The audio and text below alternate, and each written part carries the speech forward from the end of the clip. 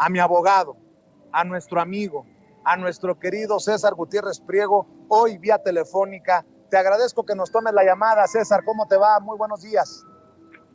Vicente, ¿cómo estás? Muy buenos días, un placer saludarte. Buenas tardes, ya ofrezco una disculpa, buenas tardes. Oye, César, pues ¿cómo ves este caso? Le plantean al presidente si está de acuerdo o no. Él dice, yo no tengo nada que ver en eso, que lo vea la autoridad correspondiente de extraditar o no a Rafael Caro Quintero. Habla de que ya se interpusieron amparos. ¿Tú cómo ves este caso? ¿Terminará Caro Quintero en Estados Unidos o no? Y obviamente también después de que me respondas te preguntaré sobre la situación de nuestras fuerzas del orden, nuestras fuerzas armadas, nuestra Marina Armada de México, hoy de luto. Por cierto, aquí, a media cuadra, en el Zócalo capitalino, la gran bandera mexicana a media asta, en señal de luto, mi querido César. Vicente, me queda claro, yo hacía un análisis donde pensaba que la extradición iba a ser fast track y que se iba a dar de forma inmediata. Nos queda claro que inmediatamente los abogados, por medio de la familia de Rafael Caro Quintero, el mayor temor que ellos tienen es de que él sea extraditado a los Estados Unidos y promovieron un amparo ante un juez federal con sede en el estado de Jalisco. Sigo sin entender por qué fue en específico en el estado de Jalisco, pero debe de haber un motivo, ¿no? Por qué se lleva a cabo así. Y conceden una suspensión de forma provisional respecto al hecho de que no se pueda llevar a cabo la extradición hasta que no se realice el procedimiento administrativo que conlleva. Tendremos que analizar, ya que se rindan los informes justificados, cuál va a ser la reacción. Creo a su vez que era una respuesta lógica que cualquier abogado que tiene conocimiento sobre el tema hubiera realizado, pero sí nos deja el sabor de que parecería que siga existiendo algún tipo de corrupción dentro del Poder Judicial cuando se promueve un amparo con estas características en un estado como Jalisco, en donde conocemos que fue el estado donde se encuentra radicada su familia y a su vez en donde otro juez federal concedió un amparo para que él pudiera en aquel momento salir por la puerta de Puente Grande, que era considerado el CFRESO número 2, ¿no? El Centro Federal de Reacción Social número 2. Entonces creo que sí ya nos deja un interrogante grande. Creo que demuestra también el nivel y las capacidades del personaje. Para todos aquellos que han querido minimizar la captura como tal, fue un trabajo de inteligencia por parte del área de información naval y que las fuerzas especiales como los UNOPES llevaron de forma perfecta. Y tan es así que le dieron la parte legal que correspondía, llevando los elementos ministeriales de la Fiscalía General de la República para que en este caso ellos pudieran ejecutar la reaprehensión, porque mucha gente habla de una aprehensión, pero realmente es una reaprehensión en el momento en que se demuestra que el amparo que se había concedido era ilegal y se revoca para ordenar una reaprehensión. Y creo que estaremos, ¿no? Pendientes en las próximas semanas de cómo se llevará a cabo esta resolución como tal, porque por supuesto que la Fiscalía General de la República e incluso la Secretaría de Relaciones Exteriores presentarán, ¿no?, los alegatos por escrito de lo que ellos consideran el por qué no se tiene que agotar el procedimiento de extradición y demostrarán, de acuerdo a los trámites que se han realizado con anterioridad, el por qué sí se podría llevar en estos momentos. Pero creo que es importante, ¿no?, porque incluso vamos a ver reacomodos en la estructura criminal del país, porque el señor Rafael Caro Quintero tenía una importancia mayor incluso de la que muchos supuestos especialistas le están dando en este momento, Vicente. Querido César, y también creo que tendrá mucho que ver con el caso de Rafael Caro Quintero, lo que definan hacia donde apunten las investigaciones que ha anunciado el propio presidente, que le ha señalado el secretario de Marina, el almirante Ojeda, sobre el desplome del helicóptero muy cerca, antes de llegar al aeropuerto de Los Mochis, Sinaloa. El propio presidente, con toda la transparencia, dice que estos eran marinos que estaban respaldando precisamente el operativo en el que se recaptura a Rafael Caro Quintero y me quiero imaginar que la investigación va para determinar si se cayó, si fue un accidente, si lo tumbaron, y el presidente hoy sigue señalando lo que hemos señalado muchos con toda la responsabilidad, que se sigue manejando como un accidente doloroso, sí,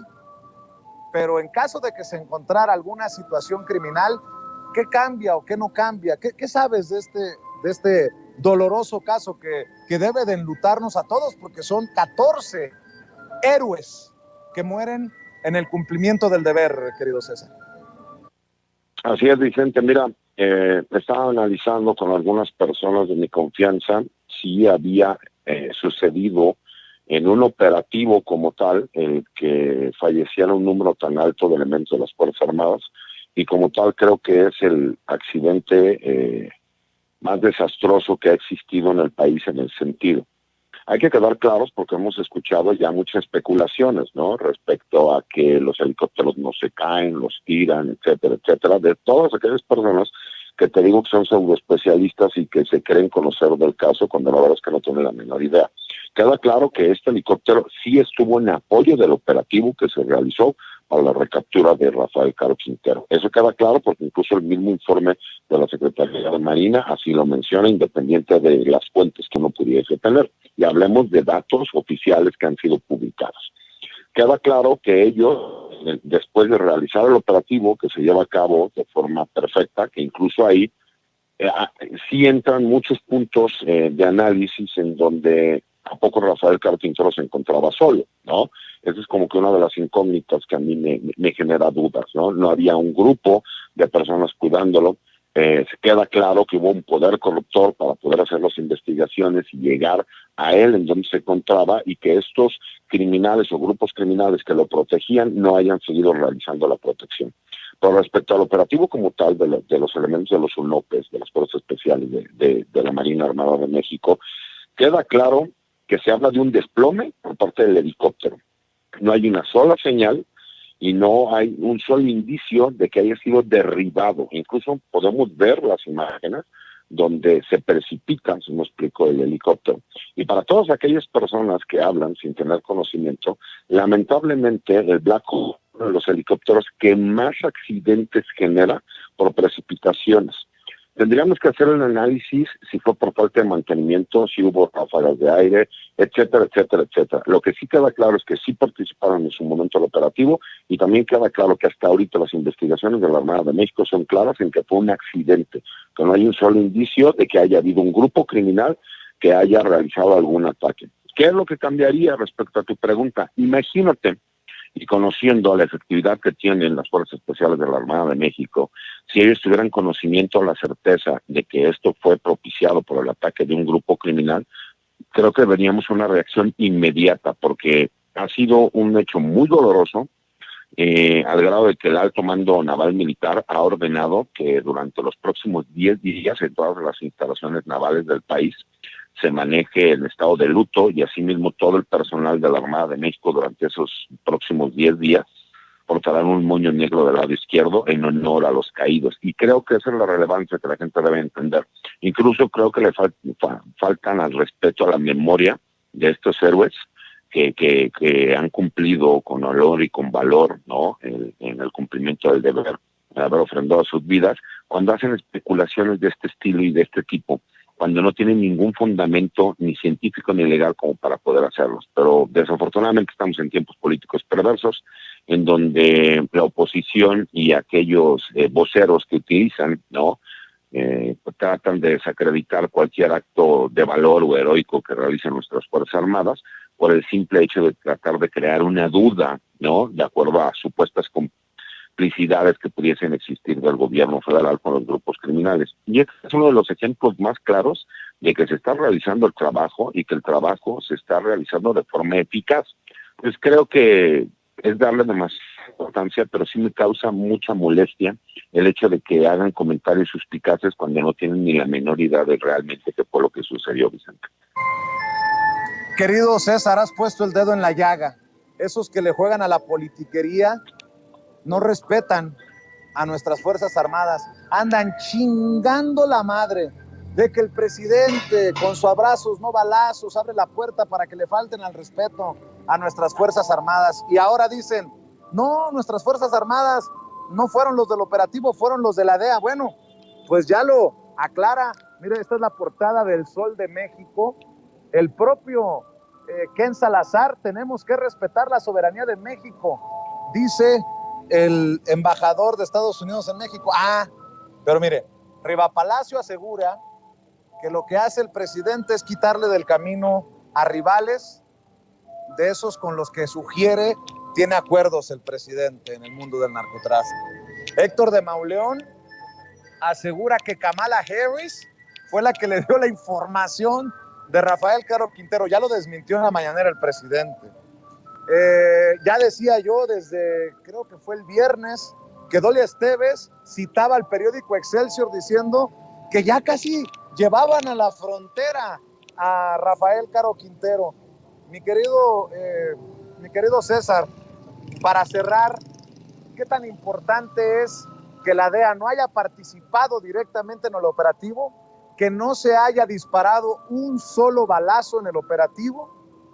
Y si en determinado momento tú ves que la estrategia pueda no cambiar, pero sí ajustarse luego de esta situación que estamos platicando.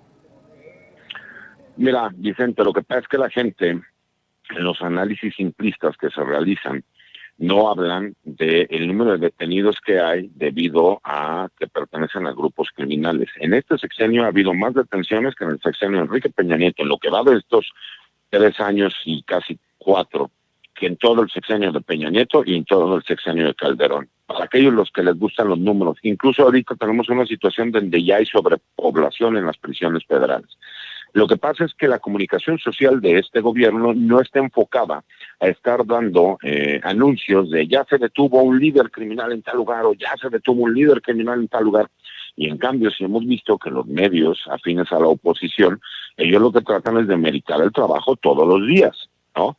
Sí creo en lo personal que va a haber un reacomodo en los grupos criminales porque la importancia que tenía Rafael Caro Quintero es muy grande. Tenemos que entender que él, independientemente de haber estado preso en la cárcel, siempre tuvo un grupo criminal como los Quintero Payán que siguieron operando y siguieron trabajando bajo el cobijo del cartel de Sinaloa, pero de forma independiente, porque la gente no entiende y me da mucha risa cuando yo escucho los análisis que hacen muchos pseudo especialistas en donde dicen que supuestamente determinados grupos criminales pertenecen a determinado cartel, al grado de que luego los ponen como si estuvieran colaborando, trabajando con los que son sus enemigos directos. Y desde ahí te das cuenta que los análisis simplistas o aquellos que se meten a Internet pues no tienen ni la menor idea de lo que están hablando.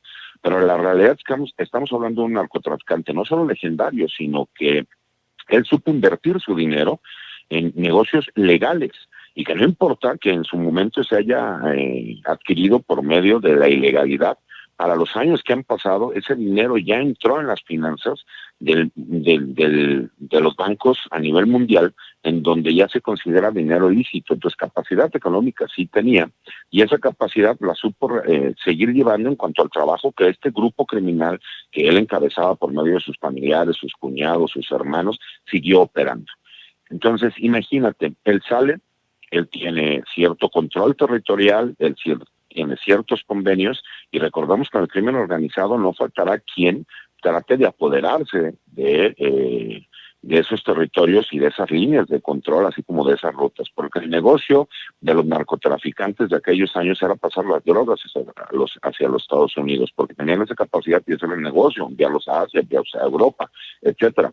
Ahorita estamos hablando de grupos criminales de carácter regional, que ha cambiado la forma en cómo hace negocios, y como no tienen la capacidad de pasar las drogas a los Estados Unidos, entonces empiezan a adueñarse del negocio criminal de forma regional, y aunque no tienen las capacidades de un cartel de la droga, ellos pagan para tener un nexo, ¿no? O el uso del nombre de esos carteles de la droga. Pero es un tema muy amplio, mi querido Vicente, que algún día tendremos oportunidad de platicar. Claro que sí. Mi querido César, siempre es importante escuchar tu punto de vista, porque la gente tiene que entender que en este mundo de información, de todólogos, de expertos en todo y expertos en nada, como los que encuentran ahí cuando no son epidemiólogos, son expertos en seguridad nacional. Tener a un verdadero experto con los contactos al interior de las Fuerzas Armadas que le entiende al tema como tú, para nosotros es un privilegio. Y seguramente de eso versará, no me quiero adelantar, pero de eso versará alguna de tus columnas, ya sea en La Silla Rota o en Campo Marte, sobre este sacrificio de vida, porque muchas veces cuesta eso, la vida de quienes tal vez no valoramos como deberíamos en la sociedad mexicana, y me refiero a los miembros de nuestras Fuerzas Armadas, y lo digo con mucho respeto y con mucha admiración. ¿Por qué no cerramos invitando a la gente para que te siga en Twitter, para que se sume a tu familia en tu canal de YouTube, para que esté al pendiente de lo que publicas en las columnas, César? Muchas gracias, Vicente. Mira, mi Twitter es @CésarGutipin, y como bien lo dice, los martes escribo una columna de opinión en La Silla Rota, y los jueves a una videocolumna en el blog de información militar y seguridad nacional Campo Marte. Y quisiera finalizar diciendo que el honor y la gloria es para los elementos caídos y para nadie más, y que ojalá y los grupos políticos entendieran que las Fuerzas Armadas son leales al pueblo de México, sin importar colores o partidos, y que respetaran el luto que están viviendo en este momento. Te agradezco, mi querido César, estamos en contacto. Un abrazo. Igualmente, Vicente, otra de vuelta, hasta luego.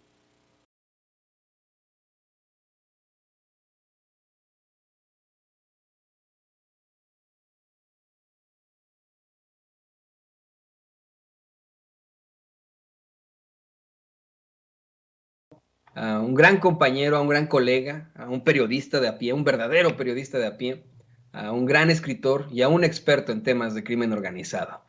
A Jesús Lemus, quien puede decir, como José Martí, conozco al monstruo, pues he vivido en sus entrañas. Jesús Lemus, si usted no lo sabe, si usted se conecta con nosotros apenas o no conoce al gran Jesús Lemus, estuvo en el penal de Puente Grande, luego de que en el sexenio de Felipe Calderón le fabricaran delitos, ya que fue, pues vamos, dio a conocer datos importantes sobre la relación que habría tenido la hermana del expresidente, bueno, del espurio expresidente, con un miembro del crimen organizado, así como de las andanzas precisamente de Genaro García Luna con ese crimen organizado.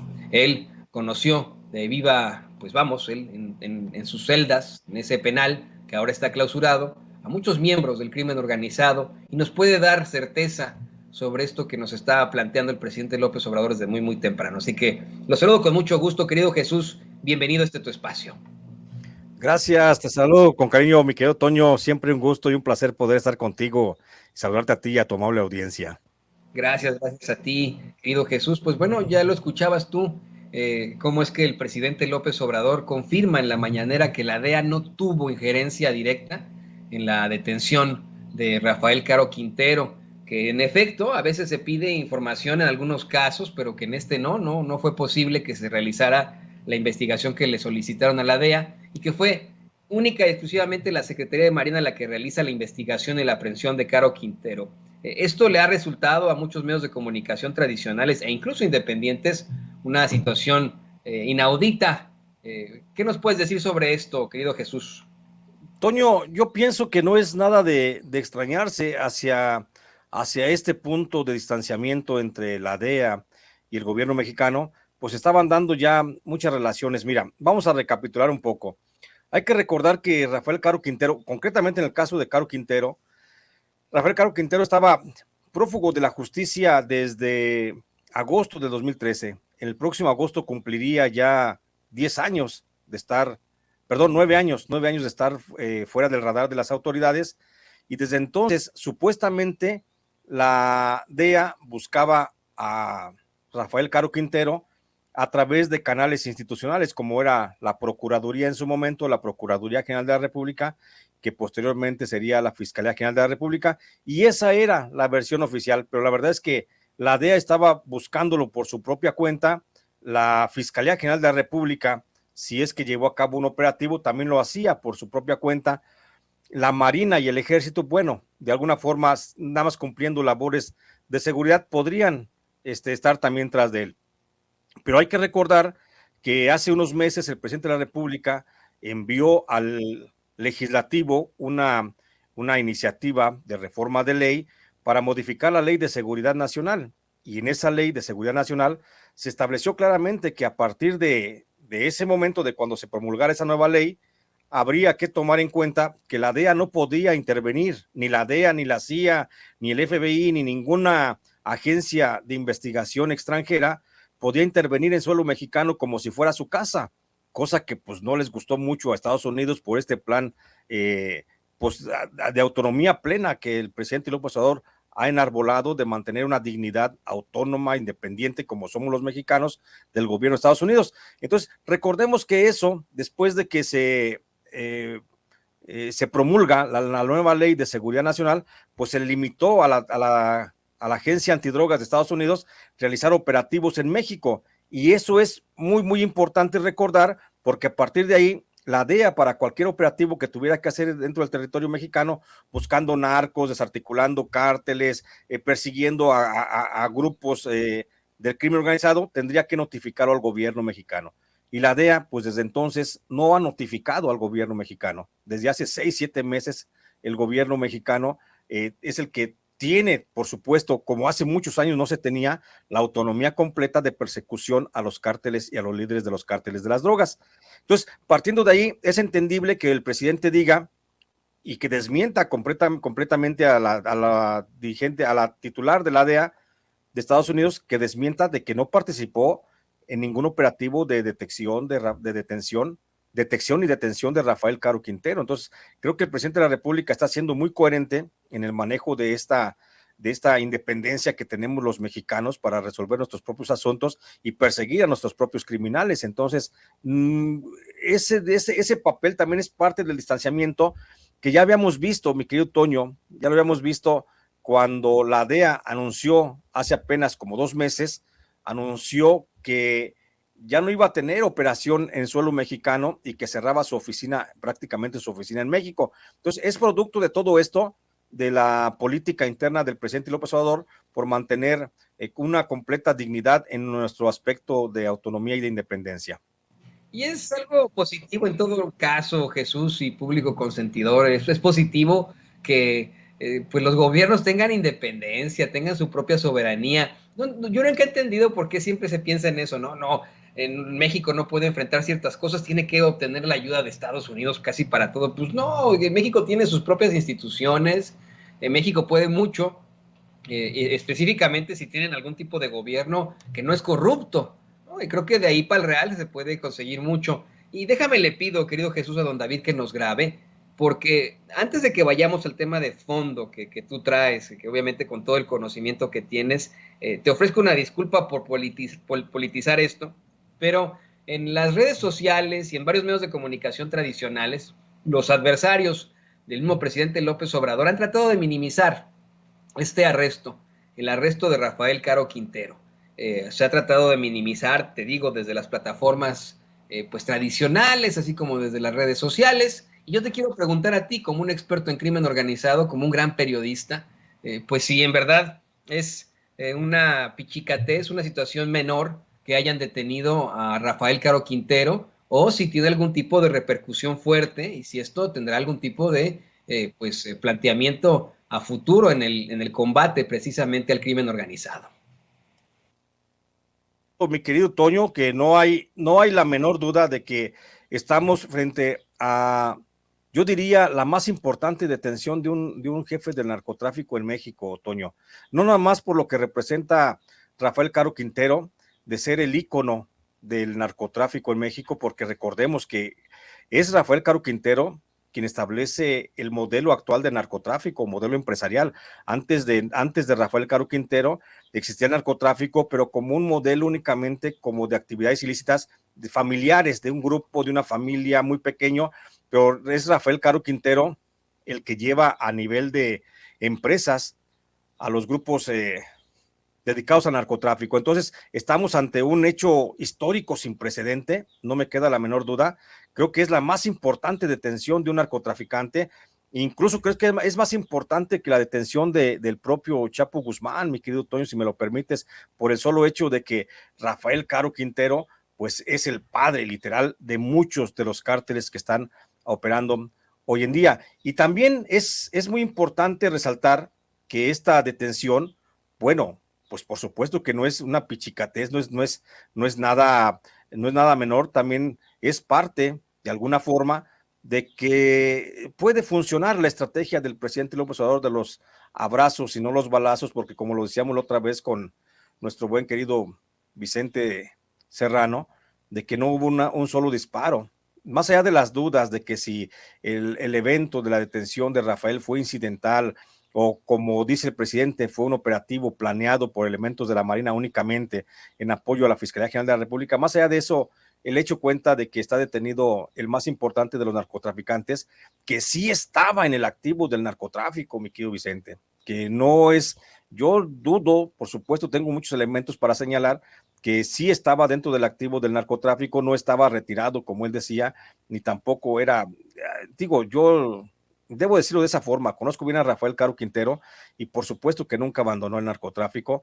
Él es el fundador del Cártel de Caborca, un grupo delictivo muy importante que ha detonado mucho la violencia en el noreste del país. Entonces creo que no es un asunto menor, es un asunto de mucha importancia, es un asunto con el que el presidente López Obrador, en primer lugar, está demostrando, tiene elementos para demostrar que la estrategia de combate al narcotráfico va por buen camino, que se está llevando a cabo muy bien el atacar las raíces de fondo del problema del narcotráfico, como es combatir la pobreza de los grupos más vulnerables, y bueno, también por otro, deteniendo a este tipo de narcotraficantes. Querido Jesús, y le pido a David que nos grabe, nos está llegando información de último momento con nuestro jefe de información, con don Mario Toledo. Resulta que un juez mexicano acaba de detener temporalmente que Rafael Caro Quintero sea enviado a Estados Unidos. Esto lo reporta la revista Sin Embargo MX. Vamos a comentarlo, querido Jesús. Mira, y dice Sin Embargo MX que un juez federal otorgó un amparo al narcotraficante Rafael Caro Quintero, capturado el viernes pasado en México, que impide al gobierno federal extraditarlo a Estados Unidos sin antes enfrentar un juicio. Así lo plantean en Sin Embargo MX. Dice que el amparo fue solicitado por la hermana de Rafael Caro Quintero, quien requirió la protección de la justicia contra la deportación o expulsión del país sin que se haya seguido el procedimiento de extradición correspondiente. Esto es información en desarrollo, querido Jesús Lemus, y por supuesto que es importantísimo que lo platiquemos contigo. Podrá tener efecto y éxito este amparo para que no sea trasladado a los Estados Unidos Rafael Caro Quintero. Yo pienso que sí, mira, ya lo habíamos dicho desde el viernes con mi querido Vicente, que no era, a diferencia de lo que muchos periodistas, que bueno, ya ves que hablan porque pueden nada más, había quienes estaban diciendo que ya estaba Rafael Caro Quintero en la línea fronteriza, prácticamente nada más a la espera de que fueran por él, recogerlo y pasarlo para el otro lado. Así de fácil lo estaban planteando. Y lo comentábamos con Vicente, dijimos, espérame, es que esto va de muy largo plazo, esto va a tener muchas aristas y por supuesto, mira, la historia nos está dando la razón.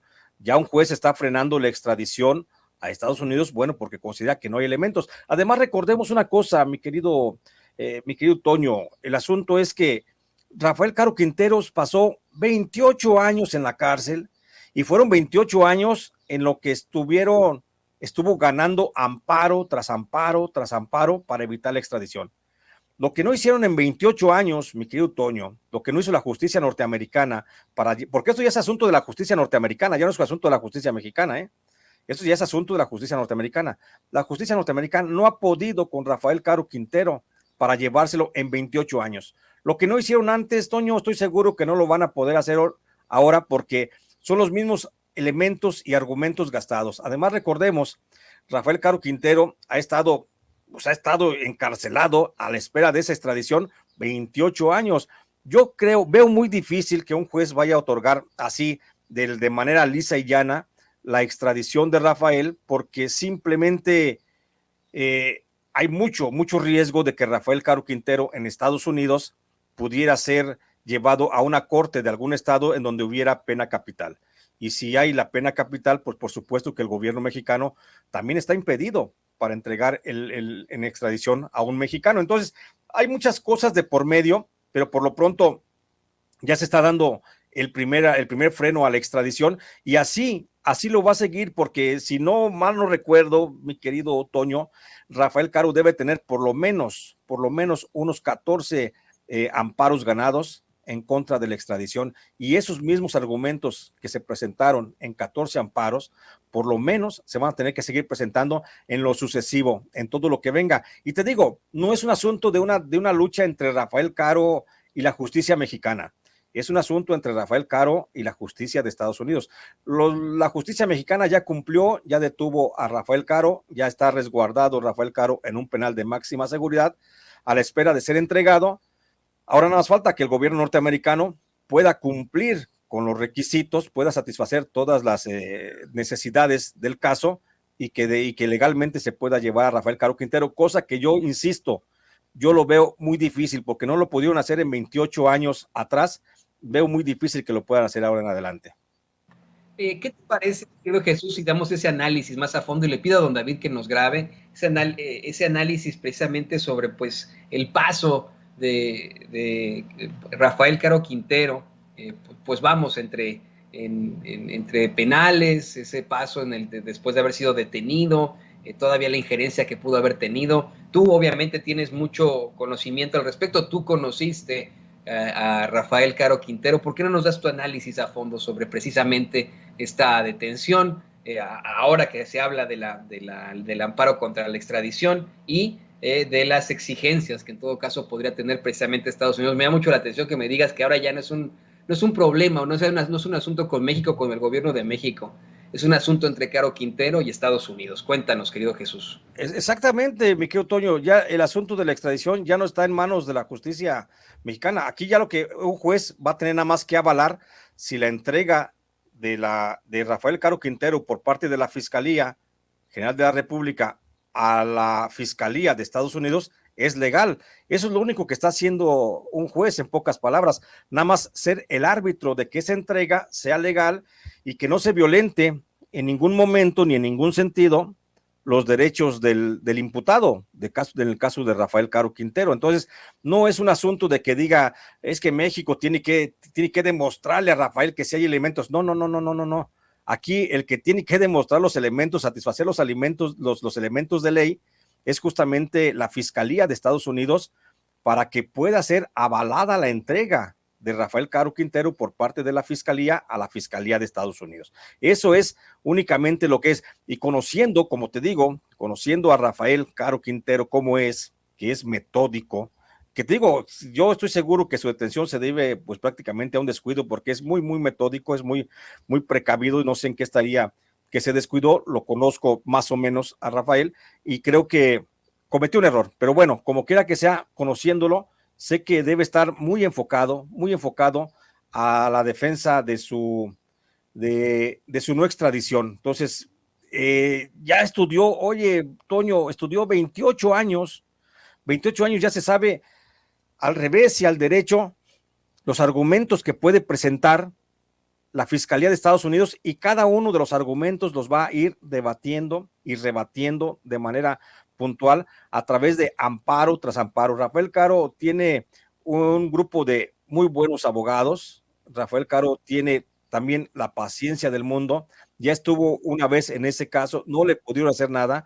Insisto, lo va a volver a hacer. Digo, la personalidad de Rafael Caro, así como incisiva y obsesiva sobre un tema, creo que le va a ayudar muchísimo en este caso de la defensa para que no se logre la extradición.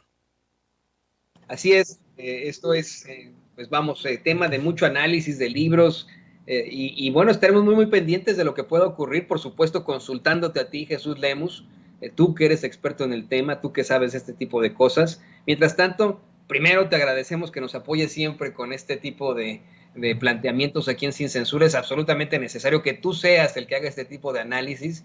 Y en segundo lugar, te pido por favor que nos compartas tus redes sociales, los espacios en los que publicas, ahí en Los Angeles Times también, muy importante para que la gente te vea, te escuche y esté muy cerca de ti. Gracias, mi querido Toño. Pues ahí me encuentran, publico de manera frecuente, como ya lo dices, en Los Angeles Times, ahí estoy publicando. También tengo mis redes sociales, que estoy en el Facebook como Jesús Lemus Barajas, estoy en el Twitter como @Lemus Barajas, tengo un canal donde hago también mi propio análisis todos los días a las 9 de la mañana. Mi canal de YouTube se llama J.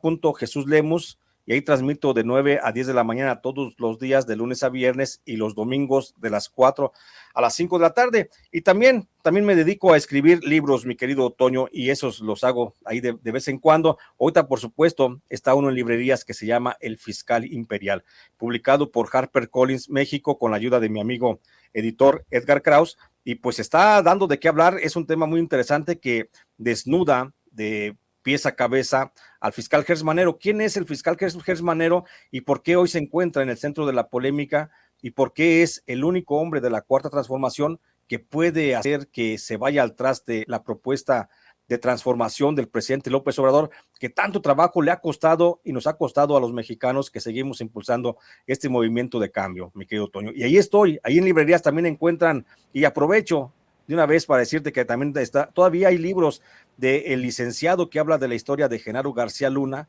y el narco, junto con Felipe Calderón, de cómo se correlacionaron en aquel tiempo. Y también está el libro de Jaque a Peña Nieto, que es una radiografía de la montaña de corrupción que se dio durante el gobierno de Enrique Peña Nieto. Y pues ahí están esos libros, mi querido Toño, y agradezco mucho tu paciencia, tu apoyo, por supuesto, y al público de Sin Censura, todo mi agradecimiento también. No, paciencia, la que te agradezco yo, y siempre tu apoyo, tu cariño para estar aquí en Sin Censura, con todo el conocimiento que tienes. Sabes que aquí te admiramos todos los que conformamos este equipo, y por supuesto el público consentidor. Así que nos vemos muy pronto, querido Jesús Lemus. Estamos en contacto. Gracias, un abrazo. Bueno, ahí lo tiene usted, el periodista perseguido por el gobierno de Felipe Calderón, periodista de a pie, escritor Jesús Lemus, dándonos un análisis a fondo de la detención de Rafael Caro Quintero aquí en Sin Censura.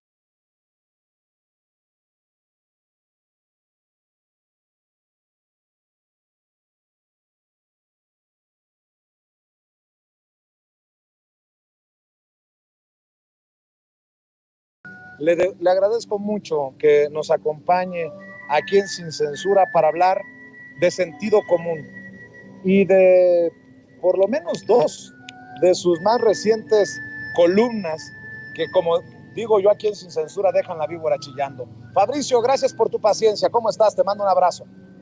Hola, mi querido Vicente Serrano, aquí reportándome. Te vi en la mañanera y vi la cobertura que hiciste de la visita, de la reunión de México con Estados Unidos, de López Obrador con Biden.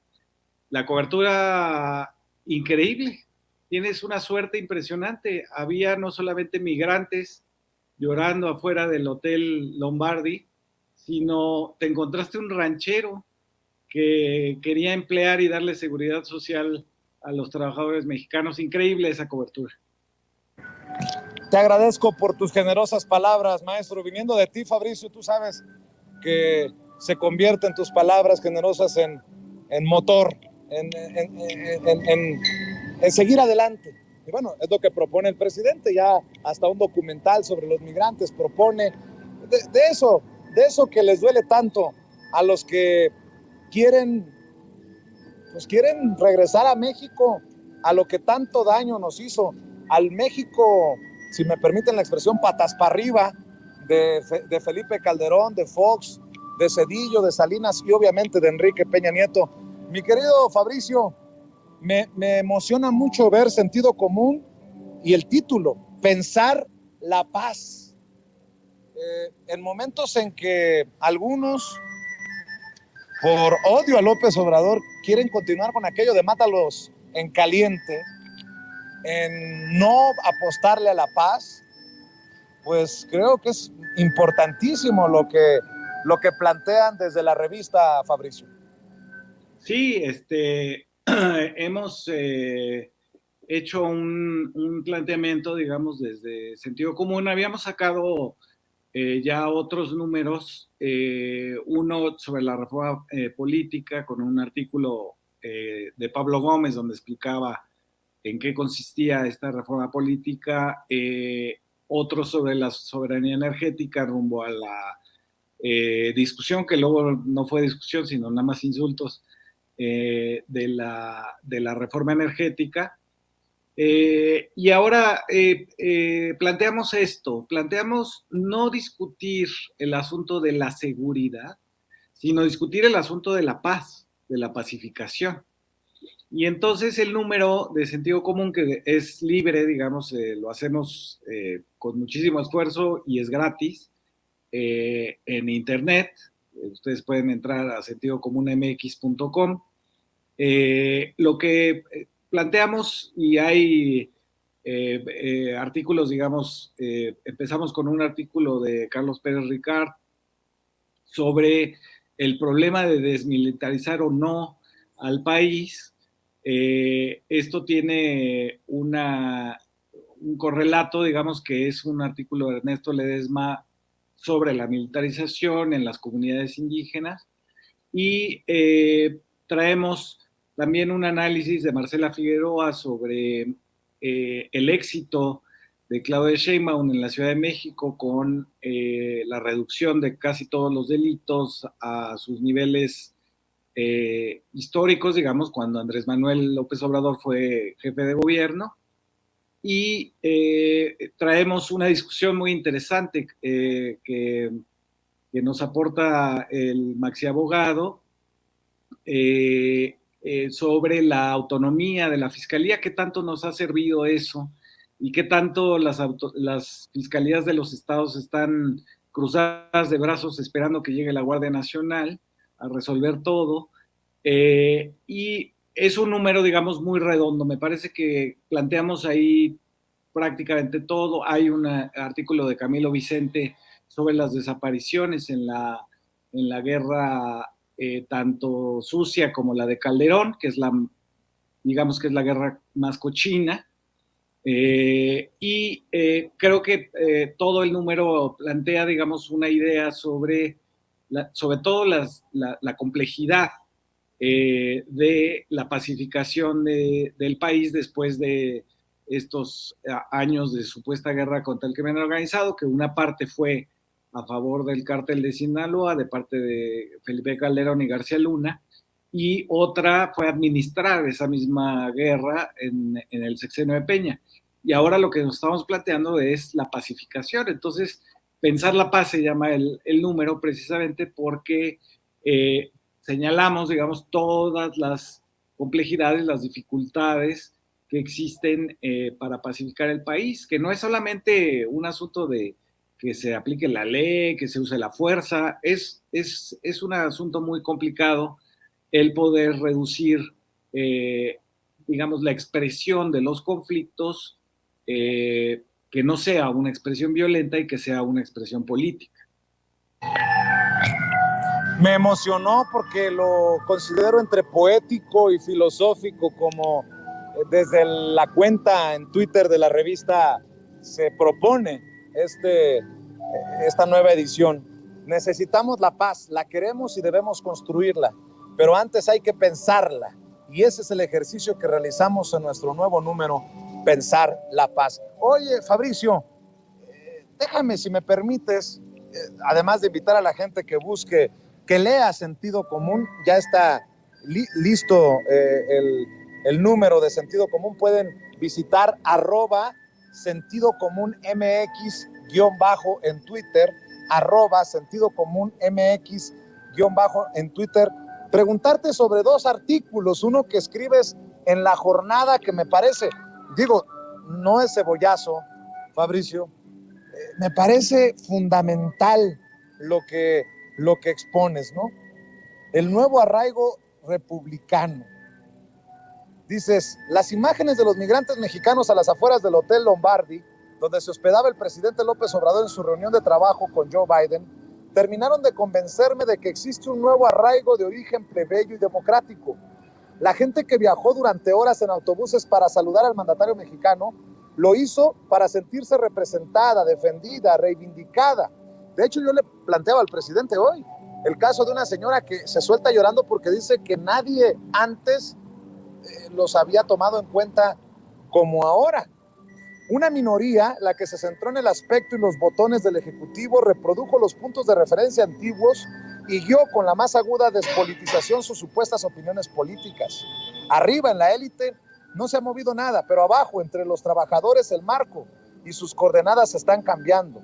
Se va sustituyendo al viejo nacionalismo revolucionario que dictó las reglas de la pertenencia durante más de un siglo y que, hasta donde entiendo, tuvo 3 componentes: la derrota, el aguante y la imperturbabilidad. La cultura del régimen de partido único necesitaba fomentarlos como simbología y mecanismo de control, agacharse, permitir los abusos y apreciar más la estabilidad inamovible a cualquier cambio, porque más vale malo por conocido que bueno por conocer. Su signo fue, como decía Monsiváis, la ceja levantada de Pedro Armendáriz ante la peor de las injusticias. Leo ese primer párrafo porque me parece muy importante, Fabricio. Hoy el presidente habla del Poder Judicial, por ejemplo, y dice que hay que activarnos. ¿Cuál fue la palabra que usó? Hay que avivarnos. O sea, que estemos al pendiente todos, desde la trinchera en la que estemos, por estos jueces, algunos corruptos, no todos, algunos magistrados que quieren seguir ganando 2 o 3 veces más que el presidente. Este Poder Judicial, si bien yo critiqué hace unos días al fiscal general Alejandro Gers Manero por la Procuración de Justicia, también el Poder Judicial es el que no permite que haya justicia o no justicia plena en nuestro país, y me llamó mucho la atención el llamado del presidente a avivarnos, y te leo, y me parece muy interesante. Creo que ahí embona, ahí encaja a no aguantarnos, a no agacharnos, a no arrodillarnos, mi querido Fabricio. Sí, yo lo que veo es este nuevo arraigo, yo le llamo, es el sentido de pertenencia, digamos, de qué significa ser mexicano, que viene de abajo y es republicano, no es nacionalista, es un republicanismo, digamos, por haber abierto el sistema a la participación de los antes excluidos, de los ninguneados, de los que no tomaba en cuenta la política, que no importaban, como los migrantes. Yo precisamente parto precisamente de tu cobertura, de esta señora que llorando dice, nadie nos había representado, nadie hablaba por nosotros, nadie nos consideraba, cuando pues efectivamente lo que había sucedido, por lo menos en los últimos 30 años, desde Miguel de la Madrid, era una subordinación absoluta de los presidentes mexicanos a lo que dijera el presidente en turno en Estados Unidos, lo que dijeran las agencias, lo que dijera la DEA, la CIA, el FBI, lo que dijera el Washington Post, el New York Times, ¿no?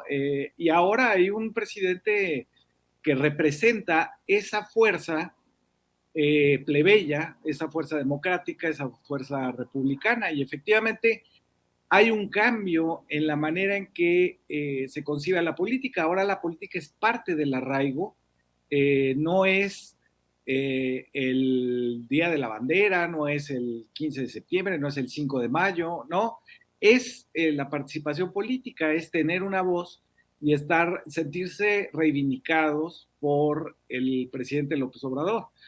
Entonces, en ese sentido, me parece que es interesante ir notando cómo este nuevo arraigo, que no es nacionalista, que es republicano, está operando no solamente en México, sino en Estados Unidos. El presidente López Obrador está haciendo jugar ese peso del republicanismo plebeyo, incluso en los Estados Unidos, diciendo, a ver, los senadores, los congresistas que en Estados Unidos que desprecien al pueblo mexicano, pues van a pagar las consecuencias electorales. Me parece muy interesante lo que está sucediendo y cómo lo plantea el presidente, que es la traducción que él hace de los deseos y las aspiraciones políticas de estos que antes estaban excluidos de cualquier participación pública. Oye, Fabricio, y ya para cerrar, porque no te quiero quitar mucho tiempo, ¿cómo ves? Creo que por ahí publicaste, sin embargo, en el en esta columna que hace referencia a la señora que llora después de ver al presidente López Obrador en la ventana del Hotel Lombardi. A mí me tocó entrevistarla y se suelta llorando conmigo. Pero me llama mucho la atención que creo que le pusiste AMLO en inglés. Y yo no entiendo, en serio, en qué cabecita cabe que haya analistas que digan que es un desastre López Obrador o que López Obrador es un fracaso porque no habla inglés, por el simple hecho de que no habla inglés, como si fuera necesario hablar inglés. Lo importante es lo que se dice, no en el idioma en el que se dice. Bueno, al final esa es mi opinión, pero mi querido Fabricio, qué mente tan chiquita, qué visión tan miope, qué petardo de cobertura los que se enfocan en esto y no entienden lo que no entienden. Hoy, de hecho, me burlé de ellos ahí en la mañanera, que le digo al presidente, presidente, ¿cómo vio de atrevido a Joe Biden? Aunque creo que no le entendió muy bien porque dicen que usted no habla inglés. Obviamente me disculpé con el presidente por burlarme de estos, pero hay un sector de los medios de comunicación que para hacerlo empatar con lo que estás hablando, no entiende esa rebeldía plebeya de la que hablas. No entienden este resurgimiento desde abajo, no entienden no agacharse, no doblarse, no arrodillarse de la gente de a pie, Mauricio. Sí, no lo entienden porque no acompañaron el proceso, ¿no? Yo los veo, a muchos de ellos los conocí en mis avatares por los medios de comunicación impresos de este país, y muchos de ellos estaban completamente despolitizados, repetían lo que decía Pedro Aspe, lo que decía Agustín Carstens, y estaban despolitizados, no habían tenido nunca que acercarse a la política y ahora no le entienden nada. Entonces, lo que usan son, como decía yo en el artículo de La Jornada, sus supuestas opiniones políticas están despolitizadas porque no se refieren, como dices tú, a lo que dijo el presidente, a lo que dijo Biden, al acompañamiento que hizo Kamala Harris. Nada de eso lo entienden ni lo pueden leer.